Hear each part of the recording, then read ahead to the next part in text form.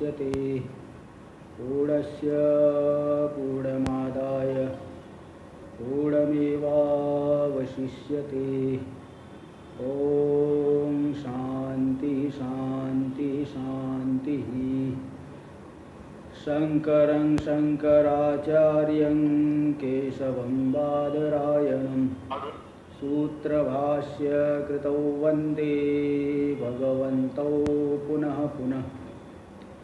ईश्वरो गुरुरात्मेति मूर्तिभेदविभागिने व्योमवद्व्याप्तदेहाय दक्षिणामूर्तये नमः। ओम शांति शांति शांति। श्री विद्यारण्य मुनि जी के द्वारा विरचित पंचदशी इस ग्रंथ के षष्ठ चित्रदीप प्रकरण पर हम लोग विचार कर रहे हैं। यहाँ पे ईश्वर और ईश्वर में होने वाले जो धर्म है, अंतर्यामित्व, सर्वज्ञत्व, इन सब को लेकर के विचार चल रहा है। यहाँ पे कल आया कि जो जीव की प्रवृत्ति है वह भी ईश्वर ही उस प्रवृत्ति रूप से विवर्तित हो रहे हैं। ईश्वर का ही विवर्त हो जीव की प्रवृत्ति है, ऐसा वो दिखा दिए। और उसके ज्ञान से क्या फल होगा कि जो हमारी आत्मा असंग है ये ज्ञान होगा। वो जो बता दिए कि 178 श्लोक था वो ईदृग् बोधेन ईश्वरस्य प्रवृत्तिर्मयो वार्यता तथापि ईशस्य बोधेन स्वात्मा संगत्व धीजनी। ईदृग् बोधेन ईश्वरस्य कि पुरुषाकार रूप से भी यानी पुरुषार्थ रूप से भी ईश्वर ही अवस्थित है। जो जीव की प्रवृत्ति हो रही है, जीव में इच्छा आदि हो रही है, इन सभी रूपों से ईश्वर की प्रवृत्ति हो रही है। ऐसा जो ज्ञान है वो उसका ज्ञान से ईदृग् बोध मतलब ये पुरुषाकार रूप से ईश्वर का अवस्थान है। इस ज्ञान से प्रवृत्ति का अर्थ है जो अंतर्यामी रूप से प्रेरणा, उसका निषेध मत करो। क्योंकि शंका किए थे कि अगर पुरुष प्रयत्न भी ईश्वर रूप ही है तो यमयति भ्रामयति, ये जो अंतर्यामी रूप से प्रेरणा बताई गई है वो व्यर्थ हो जाएगी क्योंकि ईश्वर ही स्वयं प्रवृत्त हो रहा है। बोले नहीं, यहाँ जो पुरुष प्रयत्न ईश्वर है, ईश्वर रूप है, ये बताया जा रहा है। किस लिए बताया जा रहा है? आत्मा असंग है इसको दिखाने के लिए। प्रवृत्ति जो ईश्वर की हो रही, हमारी जो आत्मा शुद्ध आत्मा असंग है, इसलिए इसको दिखाने के लिए यहाँ पे पुरुष प्रयत्न भी ईश्वर रूप है दिखाया गया। इसलिए अंतर्यामी रूप से प्रेरणा से उसका विरोध नहीं, क्योंकि यहाँ तात्पर्य है पुरुष प्रयत्न ईश्वर रूप बताने का तात्पर्य है कि आत्मा असंग है, ये ज्ञान हो जाए जीव, इसलिए बताया जा रहा है। क्योंकि आत्मा के असंगत्व के ज्ञान से ही मुक्ति है। इस बात को आगे बता दिए कि तावता मुक्ति रीत्या और श्रुतय स्मृतय तथा। श्रुति स्मृति यही कहते हैं कि आत्मा असंग है, ऐसा जान लिए तो मुक्त हो जाओगे। आत्मा के असंगता के ज्ञान से मुक्ति, ये बात श्रुति स्मृति में दिखाई गई। और श्रुति स्मृति तो ईश्वर की ही आज्ञा है, उस आज्ञा को पालन करना ही पड़ेगा, क्योंकि आज्ञा भीति का हेतु होता है। जैसे राजा की आज्ञा है उसका पालन करना ही पड़ता है प्रजा को, ऐसे ईश्वर की आज्ञा का पालन करना ही है। यही जो आज्ञा भीति का हेतु है, यही ईश्वर में सर्वेश्वरत्व आ गया। और अंतर्यामित्व तो वो प्रेरणा, ईश्वर की आज्ञा या भय का हेतु है। यही ईश्वर की सर्वेश्वरत्व है कि उसकी आज्ञा में रहेंगे, भय का हेतु हो गया, यही सर्व। और अंतर्यामित्व मतलब अंतर्यामी रूप से भीतर रह करके जो प्रेरणा दे रहा है। अकल्पित उपाधि को लेकर के भेद मान लीजिए तो यहाँ पे एक प्रेरणा देने वाला हो गया और एक प्रेर्यमाण हो गया। इसलिए वो अलग अलग दृष्टिकोण से सब घट जाता है, इसलिए कोई विरोध नहीं है।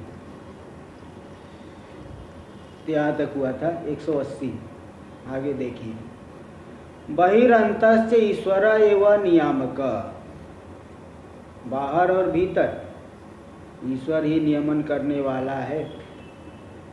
अध्यात्म अधिदेव अधिभूत, सर्वत्र ईश्वर ही नियमन कर रहा है। इसका प्रतिपादन करने के लिए दो श्रुति यहाँ बता रहे हैं, श्रुति द्वय प्रमाण रूप से प्रस्तुत कर रहे हैं। बहिरंतश्च ईश्वर एवं नियामक इत्यत्र श्रुति द्वयम् आह। दो श्रुति, एक तो बृहदारण्यक में गार्गी ब्राह्मण में आया है और दूसरा तैत्तरीय आरण्यक में।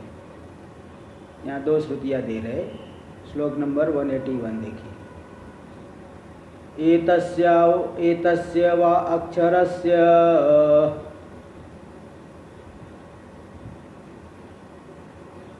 प्रशासन इति श्रुतिः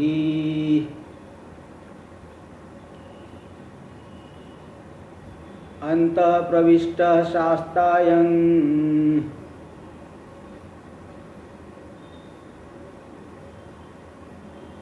जनानामिति च श्रुतिः।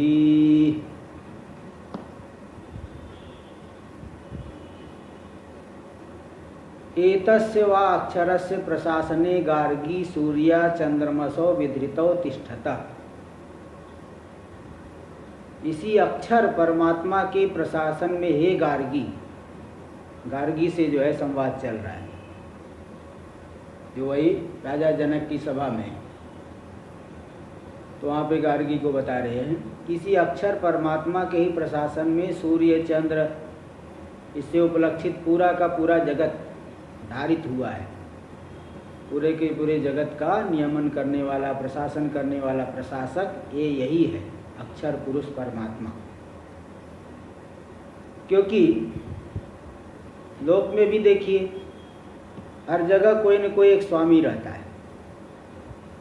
एक इसलिए जो नीति ग्रंथों में भी आया है, अनायका विनश्यन्ति नश्यन्ति बहुनायका। बिना नायक वाला जो हो वो विनष्ट हो जाते हैं। जैसे बिना नायक वाली कोई सेना हो, सेना का सेनापति मर जाए तो फिर सेना में भगदड़ हो जाती है, फिर आपस में जो है इधर उधर भागने लगते हैं। कोई एक जो है नियमन करने वाला होना चाहिए भाई, एक उनको जो है नियमित रूप से लगाने वाला, एक योजनाबद्ध रूप से लगाने वाला होगा, तभी तो सेना जीत पाएगी। और कोई इधर लड़ रहा है, कोई मनमाने इधर कर रहा है, कुछ जैसे आश्रम में ये कोई इधर खींच रहा है, कोई उधर खींच रहा है, तब तो वो ठीक नहीं चल पाए। और घरों में भी देखिए, बड़ा भाई कुछ और करना चाहता है, छोटा भाई कुछ और करना चाहता है, तो जो है बहुत परेशानी हो जाती है।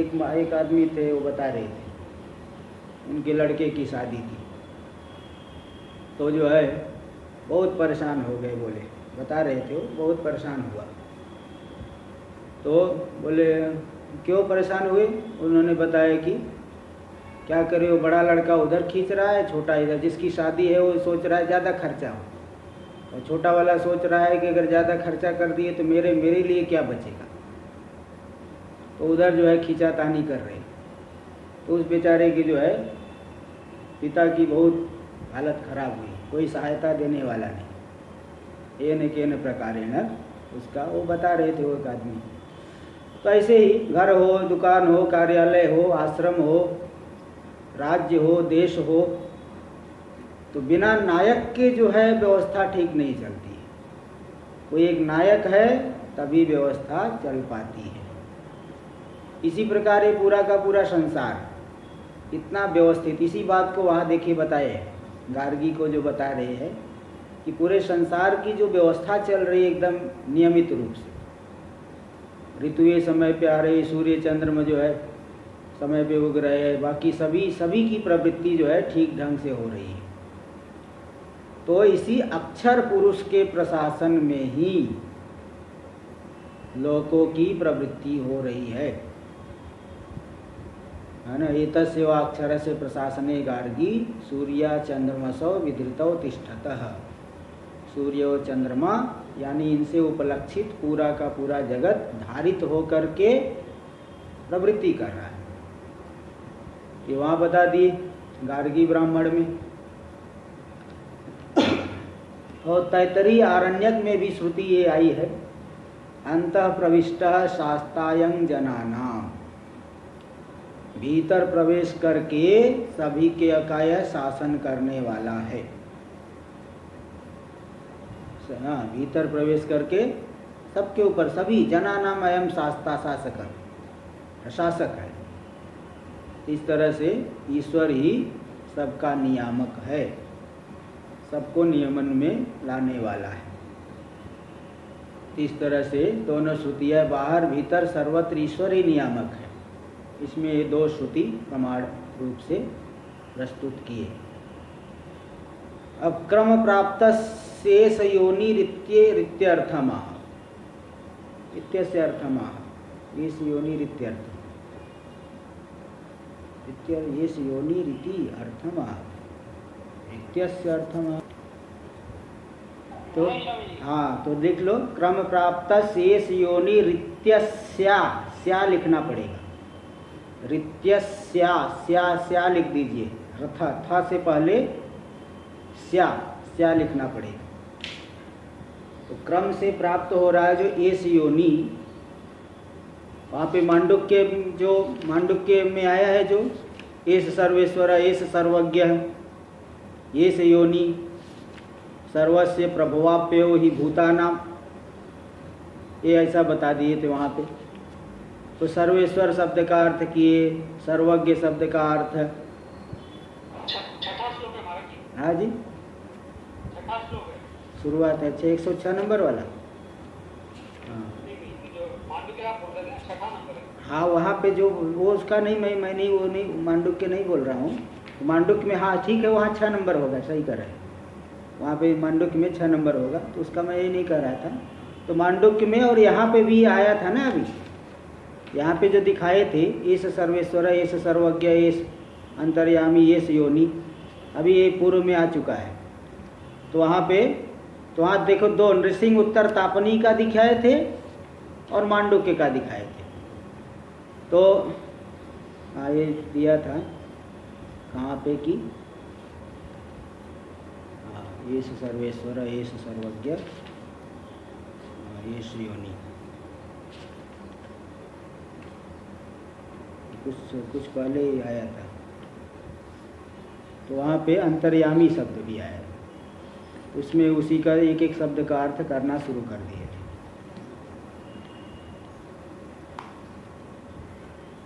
तो 157 जो आया था, वो फिर 158 सुसुप्त है कि भूता प्रज्ञान घन है, फिर उसी में उधर आ गया था सर्वेश्वर, ये सर्वज्ञ, ये सो अंतर्यामी, ये से योनि इत्यादि जो मंत्र आया था उधर, उसी में एक एक पद को लेकर के अर्थ करने लगे। वहीं पे एक एक पद जो है, अंतर्यामी शब्द का क्या अर्थ है, सर्वज्ञ पद का क्या अर्थ है। अभी यहाँ योनि पद का अर्थ दिखा रहे हैं। योनि मतलब कारण, जगत के कारण है। तो वही बस उसी क्रम प्राप्त, ये सर्वेश्वर, ये सर्वज्ञ, ये सो योनि, फिर आ गया ये सर्वेश्वर, ये सर्वज्ञ, ये सो अंतर्यामी, ये योनि सर्वस्य प्रभवाप्यो ही भूताना। तो वहाँ योनि शब्द जो आया, कारण, जगत का कारण है, तो उसका अर्थ अब देखिए, क्रम प्राप्त से एस योनि रित्यस्य अर्थम आह।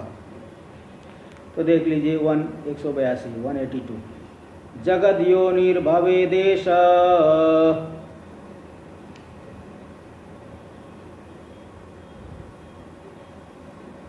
प्रभवाप्यय कृत्वतः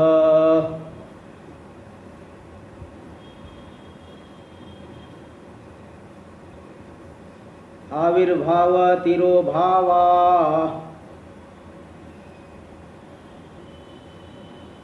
उत्पत्ति प्रलयो मतौ।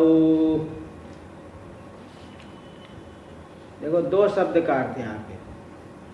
आविर्भाव मतलब प्रभवाप्यो, इस सर्वेश्वर, ये सर्वज्ञ, ये अंतर्यामी, ये योनि सर्वस्य प्रभवाप्यो ही भूताना, मांडुक्य का मंत्र है। तो उसमें उसको यहाँ दिए थे, तो वहाँ मतलब अब इस योनि शब्द का अर्थ क्या है, प्रभवाप्यो ही भूताना। तो दोनों का अर्थ यहाँ पे इस श्लोक में दे रहे हैं। तो जगत योनिर्भवे देश, यह पूरे जगत का योनि कारण है। इस परमात्मा, यह जो परमेश्वर है, पूरे जगत का योनि कारण है। क्यों? प्रभवाप्य कृत्वतः, कारण वही होता है जिससे उत्पत्ति हो, जिसमें जाकर के कार्य लीन हो। भाई घट का कारण मृत्तिका है। क्यों मृत्तिका है? क्योंकि मृत्तिका से ही घट बनेगा, मृत्तिका में ही स्थित है, मृत्तिका में ही विलीन हो जाएगी। तो इसलिए घट मृत्तिका रूप ही है। वहाँ पे घट की सृष्टि किसे कहते हैं? वो जो कुलाल व्यापार करके एक विशेष आकृति दे दिया, वही है घट की सृष्टि। जो पूर्व में यहाँ भी पंचदशी में आ गया कि सृष्टि क्या है? नाम रूपोद्भवस्यैव सृष्टित्वात् सृष्टितः पुरा, चौथे या चौथे प्रकरण में ये आया है। तो इस चौथे तीसरे प्रकरण में नाम रूपोद्भवस्यैव सृष्टित्वात् सृष्टितः पुरा न तयोरुद्भवस्तस्मात् निरंसम सद यथा वियत्। ये श्लोक पूर्व में आ चुका है कि नाम रूप का उद्भव होना ही सृष्टि है। और कारण रूप जैसे वृक्ष बीज दशा में, बीज दशा में वहाँ वृक्ष नहीं कह पाओगे। वृक्ष है वो तो ठीक है, लेकिन वहाँ अभिव्यक्त नहीं हुआ है। तो जब तक एक विशेष आकृति नहीं आएगी और फिर हम व्यवहार करेंगे, तो रूप और नाम, एक विशेष आकार आया तो नाम रख दिए, यही हो गया सृष्टि। तो बस यही प्रभव और अप्यय। तो प्रभव और अप्यय करने वाला पूरे जगत का प्रभव यानी उत्पत्ति, भवनम प्रभवनम प्रभवा, और अप्यय यानी लय। अपि उपसर्ग पूर्वक इणगतो धातु से अप्यय बन जाएगा, यानी लय हो, उसका अर्थ लय हो जाता है। तो प्रभव और अप्यय को करने वाला, प्रभवस्य अप्ययस्यति प्रभवाप्ययो तौ करोति इति प्रभवाप्यय कृत। और तस्मात् तस्य भाव तस्मात्, तो प्रभवाप्यय कृत्वतः प्रभव और अप्यय को करने वाला होने से, यानी जगत की उत्पत्ति और विलय संहार को करने वाला होने से, यह परमात्मा ही जगत की योनि है, कारण है। इसलिए योनि कह दिए है। माया विशिष्ट से ही पूरा उत्पन्न हो रहा है, उसी में विलीन हो जाएगा। तो उपादान भी हो गए ना, माया जड़ अंश को लेकर के उपादान हो गए, उसी में विलीन हो रहा है, उसी से उत्पन्न हो रहे हैं। इसलिए वो जगत योनि है, जगत के कारण है। फिर यहाँ प्रभव और अप्यय जो आपने बताया, उत्पत्ति और विलय। उत्पत्ति और विलय का मतलब क्या है? तो आविर्भाव तिरोभावो उत्पत्ति प्रलयो मतौ, आविर्भूत हो जाना और तिरोभूत हो जाना। जैसे सांख्य लोग दृष्टांत देते हैं कि कछुआ जो है अपने हाथ पैर को निकाल दिया, सिर को बाहर निकाल दिया तो दिखता है, और सिर और पैर को अंदर ले लिया तो नहीं दिखता है। उसके शरीर में देखो कवच जैसा बना हुआ है, अंदर कर दिया तो नहीं दिखेगा, बाहर निकाल दिया तो दिखेगा। तो आविर्भाव और तिरोभाव, ऐसे ही जो है घट मृत्तिका में विलीन हो गया, एक विशेष आकार नहीं दिख रहा है, तिरोभाव हो गया, इसी को विनाश कर देते हैं। प्रलय का मतलब तिरोभूत हो जाना, कार्य रूप से दिखाई नहीं पड़ना। प्रलय का ये मतलब कि ये नहीं कि मतलब कि आत्यंतिक रूप से नाश हो गया। आत्यंतिक रूप से नाश होने का मतलब वो तो ज्ञान से ही होगा। ऐसे जो नाश हो रहा है वो तो सान्वय नाश, निरन्वय नाश नहीं। तो प्रलय का मतलब हो गया तिरोभूत हो गया कार्य, विशेष रूप से नहीं दिख रहा है। और उत्पत्ति का मतलब हो गया प्रकट हो गया, पहले से है लेकिन विशेष रूप में नहीं दिख रहा था। तो विशेष रूप से जो आपके सामने प्रकट हुआ, दिखाई दिखने लग गया, यही हो गया आविर्भाव, प्रकट होना, आविर्भूत हो गया।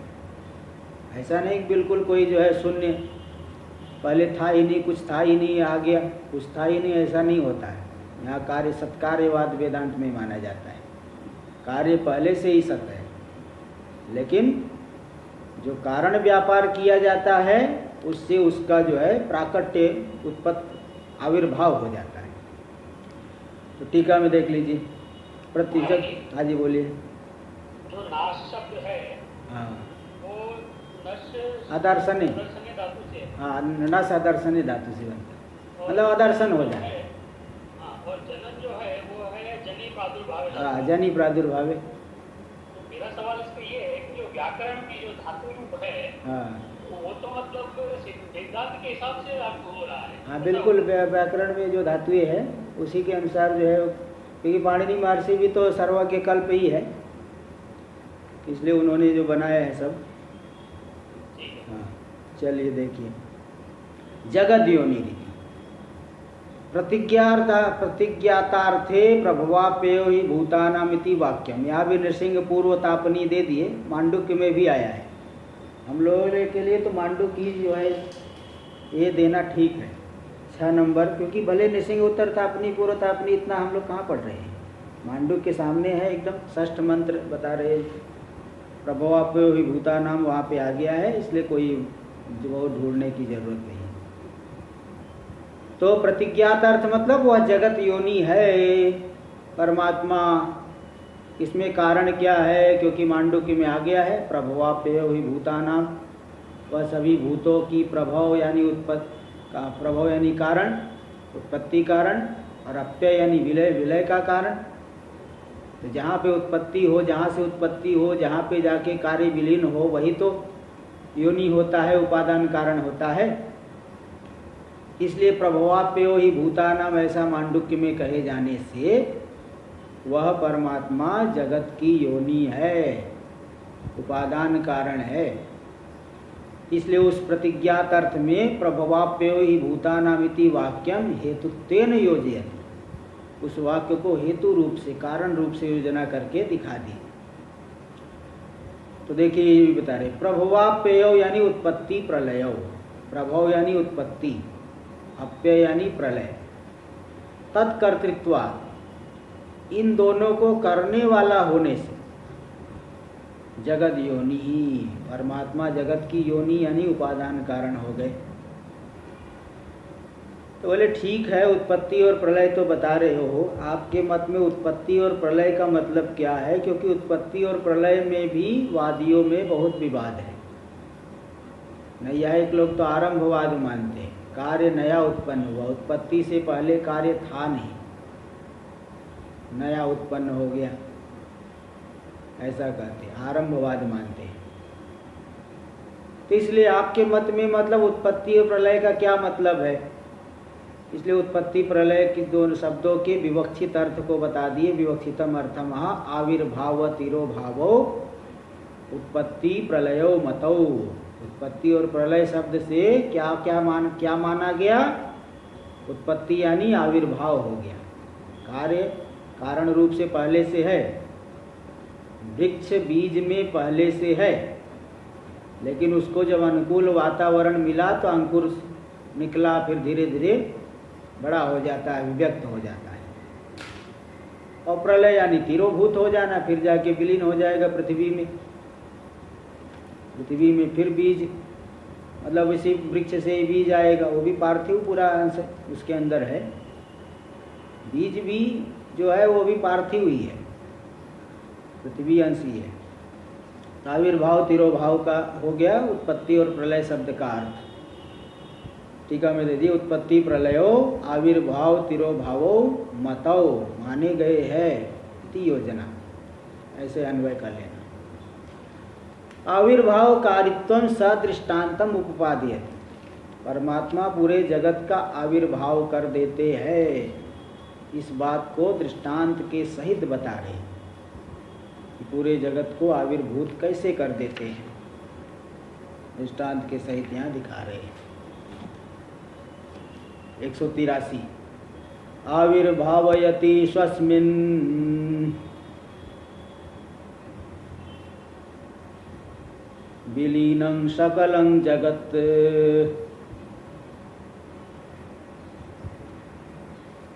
प्राणिकर्मवशादेश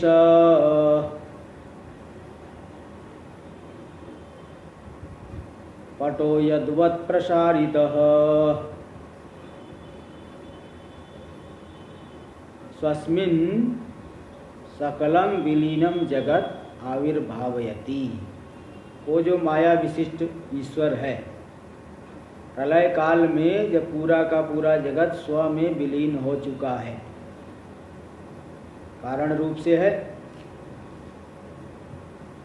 कारण रूप से कारण से अतिरिक्त नहीं दिख रहा है, किंतु जब सृष्टि होगा तो वही पांच भूतों के क्रम से पहले 5 भूत उत्पन्न हो करके फिर पंचीकरण होगा, पांचों भूतों के सात्विक राजस तामस अंश से इंद्रिय आदि बन जाएंगे, पंचीकरण होकर के पूरा जगत बन जाएगा, शरीर नाना प्रकार के लोक अन्न पान सब ये जो है धीरे धीरे सब बन जाएंगे, क्रम से उत्पन्न होते हैं।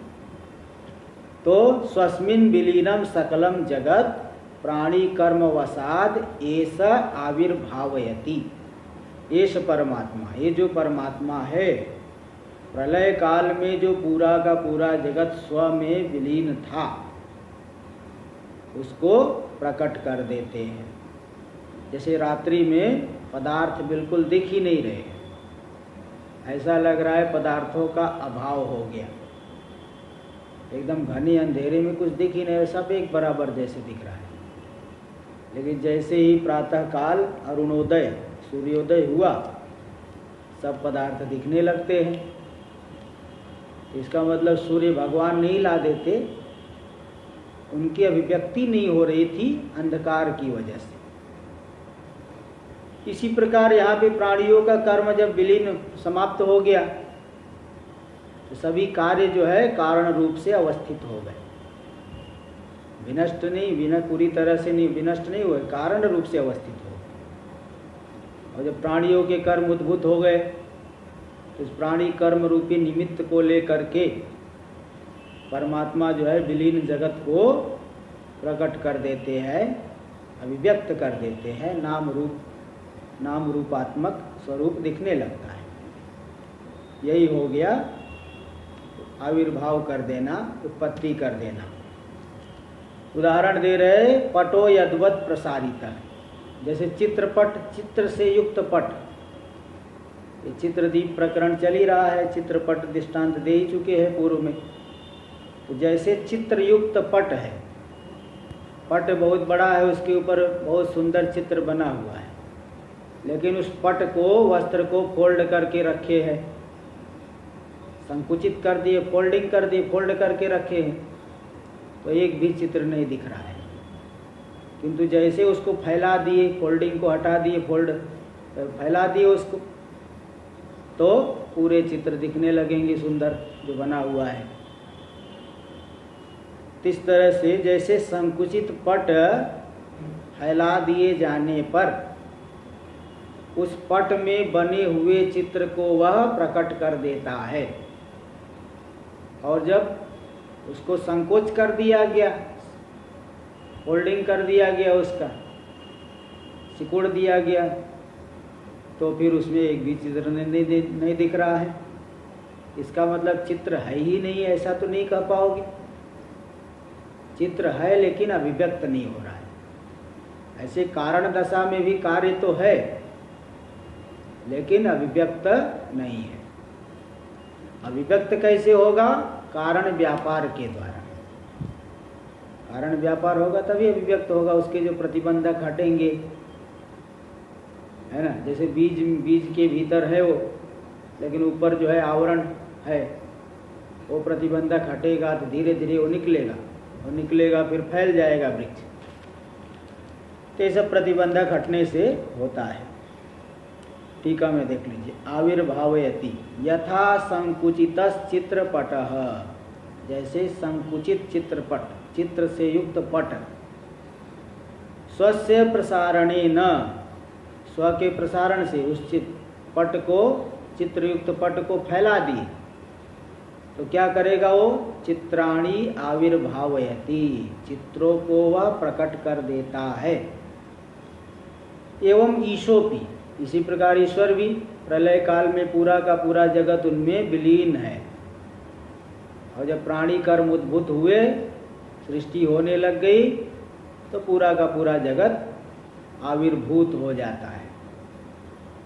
ते आविर्भाव कारित्व है, आविर्भाव को करने वाले हैं, इसलिए वो देखो निमित्त कारण हुए, कर्ता, जिसे कर्ता कहते हैं, कर्ता भी हो गए, प्रकट करने वाले।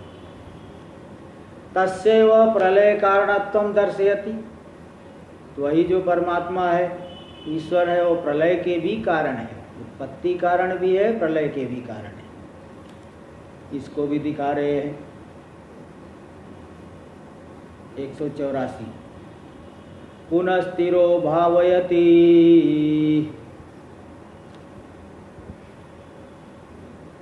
स्वात्मन्येवाखिलं जगत्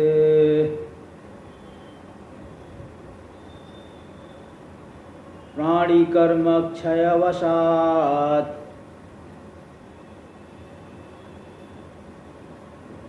संकोचित पटो यथा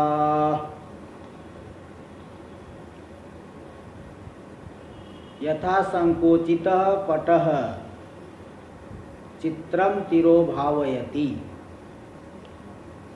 जैसे पट पहले फैलाया हुआ था तो चित्र दिखाई पड़ रहे थे, किंतु पट को संकुचित कर दिए, मोड़ दिए, फोल्डिंग कर दिए, तो उसमें एक भी चित्र नहीं दिख रहा है।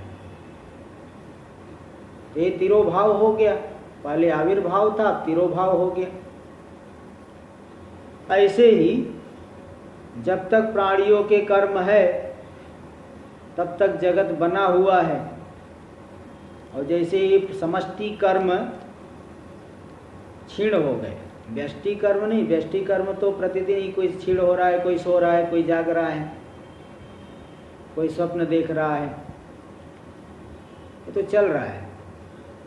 तो व्यष्टि कर्म क्षीण होने से पूरा संसार विलीन नहीं हो जाता,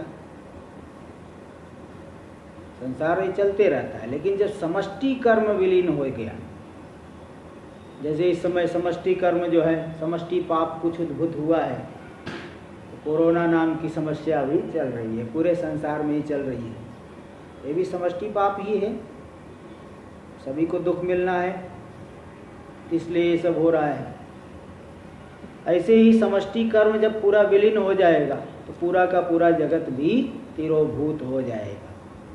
इसलिए यहाँ पे निमित्त कर्म, निमित्त कारण हो गया प्राणियों का कर्म। प्राणी कर्म क्षय वसात, प्राणियों के कर्म के क्षीण हो जाने से स्वात्मन्येव अखिलम जगत पुनस्थिरो भावयति, अपने में ही माया विशिष्ट चैतन्य अपने में ही पूरे के पूरे जगत को तिरोभूत कर देंगे, विलीन कर देंगे, तब पूरा का पूरा जगत गायब। अलग से हम लोगों का कोई उपाधि नहीं रहेगी तो हम देखेंगे कहाँ से? जैसे गहरी निद्रा में पूरी उपाधियाँ विलीन हो गई तो जगत हमें कहाँ दिख रहा है? ऐसे वहाँ पे ब्रह्मा जी का जब 100 साल पूरा हो जाता है, 100 साल तक उनकी रात्रि रहती है।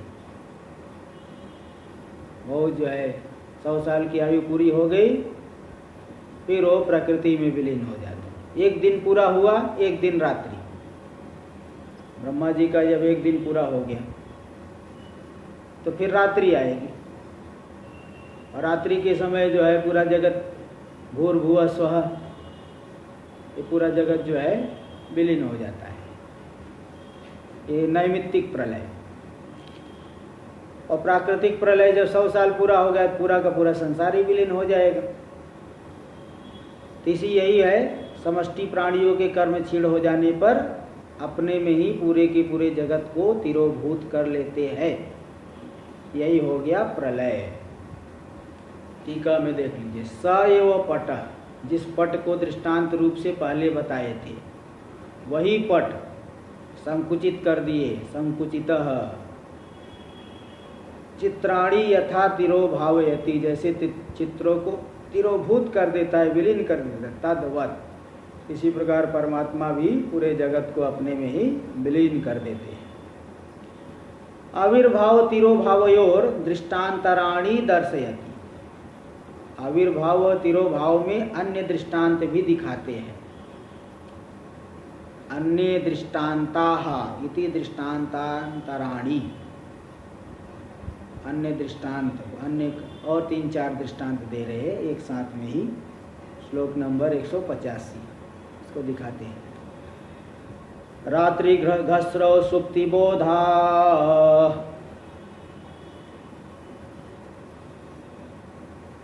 उन्मीलन निमीलने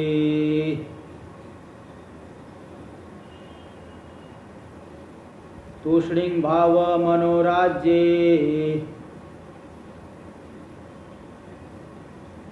इवे सृष्टिलया विमौ।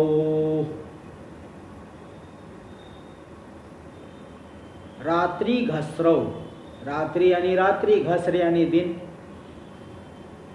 दिन में पूरा का पूरा संसार दिख रहा है, जागृत व्यवहार हो रहा है एकदम प्रकट। इसीलिए इसमें राग द्वेष भी हो रहा है। किसी से शत्रुता हो गई, किसी से मित्रता हो गई, और कहीं विवेक से काम ले रहे हैं तो कोई शत्रुता नहीं, कोई मित्रता नहीं।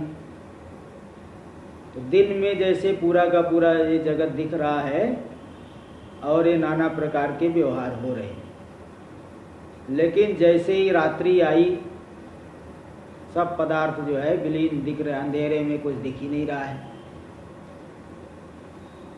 अंधेरे में नहीं दिख रहा है, इसलिए सभी प्राणी भी देखिए, सभी चिड़िया पक्षी सब अपने अपने घोंसले में पहुंच गए, और मनुष्य भी बिस्तर पे जाके लेट जाता है। कोई व्यवहार नहीं, सब व्यवहार बंद। तो रात्रि में गहरी निद्रा में भी चले गया, कहाँ दिखता है कोई। यहाँ रात्रि लेना, रात्रि में पदार्थ नहीं दिख रहे तो व्यवहार भी नहीं हो रहा है उतना। इसलिए रात्रि और घस, रात्रि जैसे संपूर्ण पदार्थों को तिरोभूत कर लिया, और घस्र यानी दिवस सभी पदार्थों को प्रकट कर दिया। ऐसे ही सृष्टि और प्रलय के विषय में समझिए। दूसरा दृष्टांत सुप्ति, सुप्ति बोध, बोध यानी जागृत अवस्था। जागृत अवस्था में सब व्यवहार होता है, सब दिखते हैं, नाना प्रकार की प्रवृत्ति होती है। और सुप्ति में चले गए, निद्रा में चले गए तो कुछ व्यवहार नहीं, सब गायब हो गए। उन्मीलन निमीलन, उन्मीलन यानी आँख खोलना, निमीलन यानी आँख बंद करना। आँख बंद कर दी, कुछ नहीं दिख रहा है, खोल दिए, सब दिखने लगा। ये क्या है? आविर्भाव और तिरोभाव ये तो है। आँख खोलने पे जो अभिव्यक्त पदार्थ दिख रहा है, आविर्भाव हो गया। आँख बंद करने पे कुछ नहीं दिखाई पड़ रहा है तो तिरोभूत हो गया। ते जो है ये भी दृष्टांत बन गई। इसी प्रकार सृष्टि और प्रलय समझिए। तूष्णीं भाव मनोराज्य, तूष्णीं भाव यानी मन समाहित हो गया, मन शांत हो गया, एकदम जो है संकल्प विकल्प छोड़ दिया, एकदम समाहित हो गया, समाधि में चले गए। तो बाह्य पदार्थ होने में कोई प्रमाण नहीं, बाह्य पदार्थ नहीं है। और जो बहुत मनोराज्य कर रहा है, रजोगुण बढ़ा हुआ है, बहुत मनोराज्य कर रहा है, जेब में कुछ नहीं अथवा कोई भी पदार्थ नहीं, बहुत सपने देख रहे, राजा बन जाऊँ, प्रधानमंत्री बन जाऊँ, ये बन जाऊँ, वो जाऊँगा, यहाँ जाऊँगा, ऐसे जाऊँगा, ऐसे जो है मेरा सम्मान होगा। तो दुनिया भर का मनोराज्य करने लगा, नाना प्रकार के स्वप्न, जैसे हाँ बैठे बैठे ही दीवा स्वप्न, दिन में ही बैठे बैठे मनोराज्य कर रहा है। तो इसमें देखिए मनोराज्य में पदार्थ उद्भूत दिख रहे हैं, और तूष्णीं भाव में मन की समाहित दशा में कोई भी पदार्थ नहीं मालूम पड़ रहा है। तो इन 4 दृष्टांतों के समान, एक दृष्टांत तो संकुचित पट और विस्तारित पट, एक दृष्टांत पहले आ चुका, और 4 दृष्टांत यहाँ और दे दी।